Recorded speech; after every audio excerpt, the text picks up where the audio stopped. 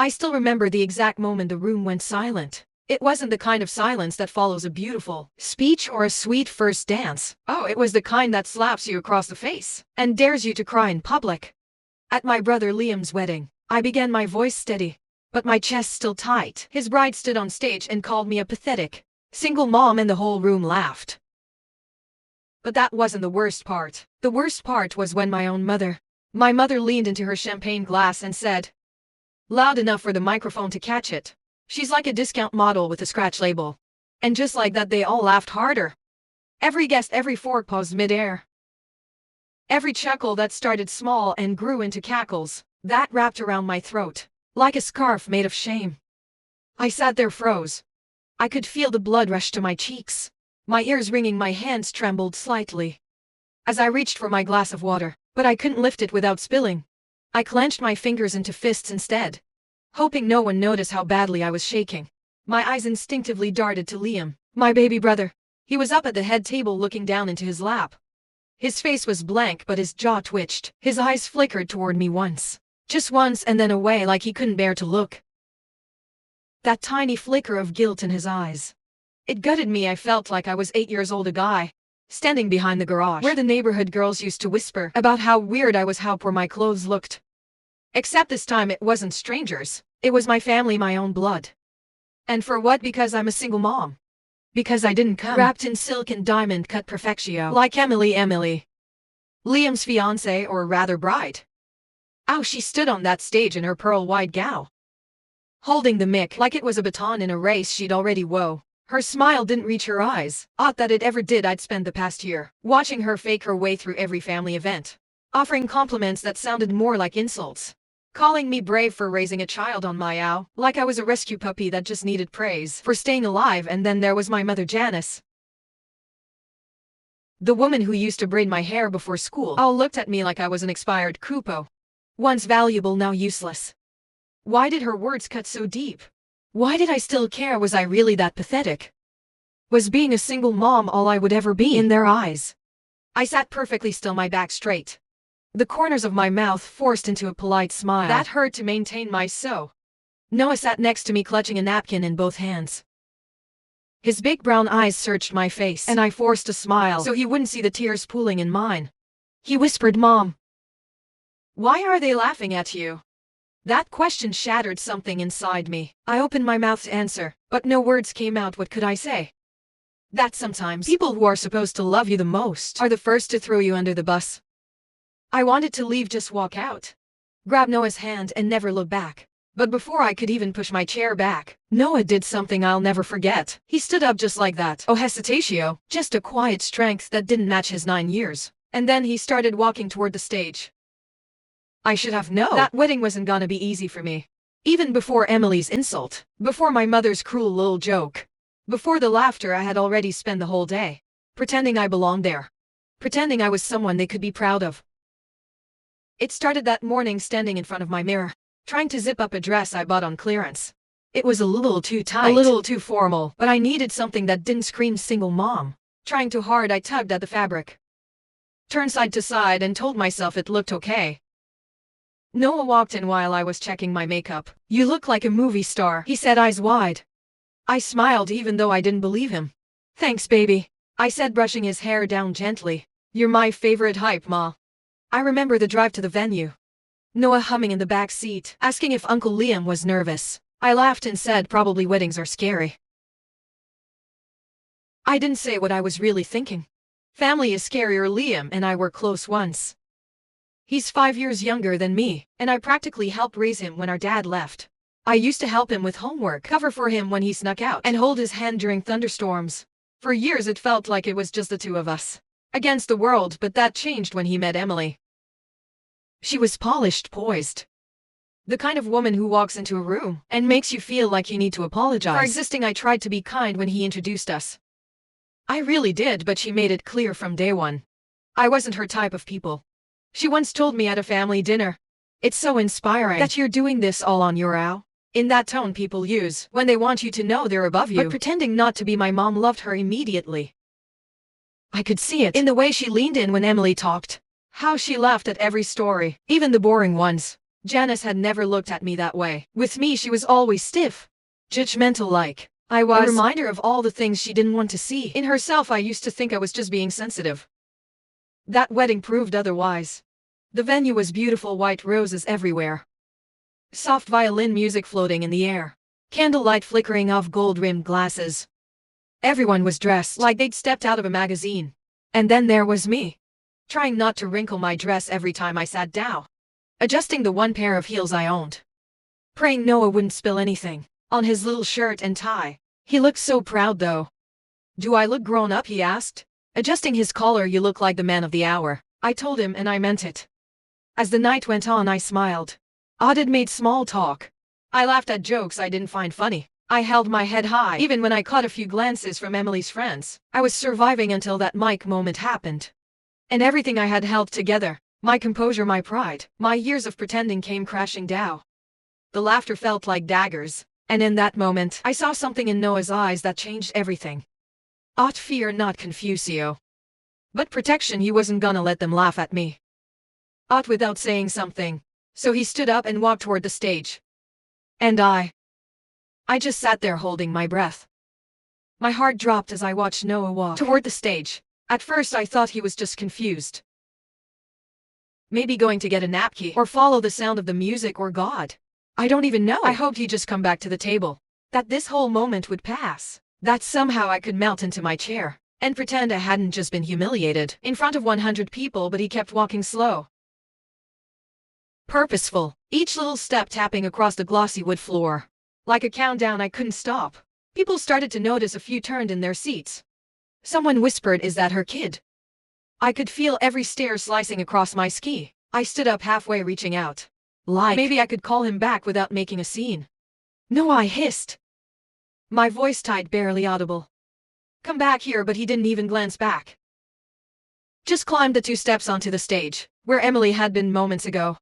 Her bouquet now resting on the edge of the table, like a trophy she hadn't earned.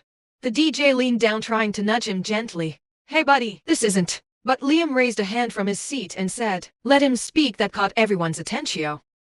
My baby, my sweet, awkward, Minecraft-obsessed 9-year-old, stood in front of a microphone, both hands gripping the stand, like it was keeping him grounded. He looked so small, dwarfed by the tall white roses behind him. But something about the way he held himself made him look 10 feet tall to me. The room quieted. Even Janice put down her champagne flute. Even Emily, who had been busy fake laughing at something one of her bridesmaids whispered, turned slowly, her face stiffening. And then he spoke. "I know something about the bride," he said, just like that. Oh, shaking, no stammering. My heart pounded so hard, I could barely hear the silence in the room. My hands were clammy, my mouth dry, my pulse thudding against my throat, like it was trying to claw its way out. "Please don't say anything embarrassing," I begged internally. "Please don't say something he'll regret. Please don't make this worse." But something in his voice, calm, clear, honest, made the whole room freeze. Emily's smile twitched. She leaned forward, eyebrows raised. "What are you talking about, sweetheart?" she asked sweetly, but there was a tightness in her voice now, a crack in the porcelain. Noah ignored her. He glanced at me just for a second. And in that moment, I could see everything behind his eyes. His confusion, his protectiveness, his anger, and something else. Something quiet and powerful, convictio. Then he looked back at the guests. I heard her say something he said before the wedding. Gasps fluttered through the room, like a sudden gust of cold air. Emily's face shifted just slightly, but I caught it, that flicker of panic. I couldn't move. It felt like the floor under me disappeared. Like the entire room was suspended in this one moment. Just before everything unraveled. And all I could think was, what did he hear? Noah had been with me all day. He hadn't been around Emily alone, had he? And then I remembered earlier that afternoon, I'd sent him to find the restroom while I helped tie Liam's boutonniere. 5 minutes, that's all it took. He must have overheard something. The silence stretched thin as glass. Oh, one breathed, no one moved. And Noah was about to drop something that would shatter it all. I felt like I was underwater. Everything slowed down, the sounds around me, the flickering lights, the nervous shuffle of people shifting in their seats.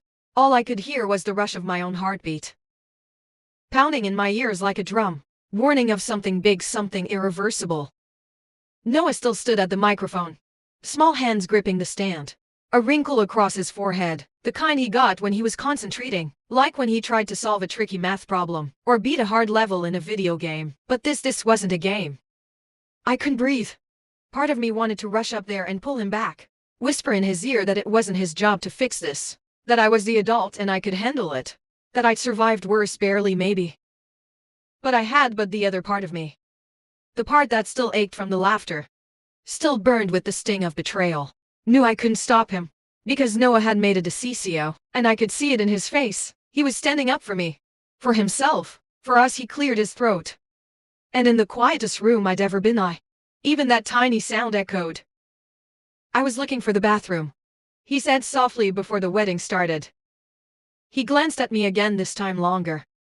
His face didn't ask for permission. It simply said, "You taught me to speak the truth. I'm just doing what you taught me." I felt a tear slip down my cheek and quickly wiped it with the edge of my napkin. I wasn't sure if it was fear, pride, or both. I walked past this room. He continued, and I heard Emily talking to one of her friends. Emily shifted in her seat, her mouth opened slightly, like she was going to interrupt, but she didn't. Maybe she couldn't.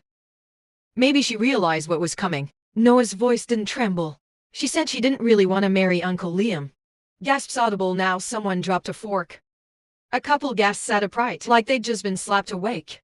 She said Noah continued that she needed someone stable, who'd give her a house and wouldn't question her when she goes out late, and that Liam would be too nice to ever say no.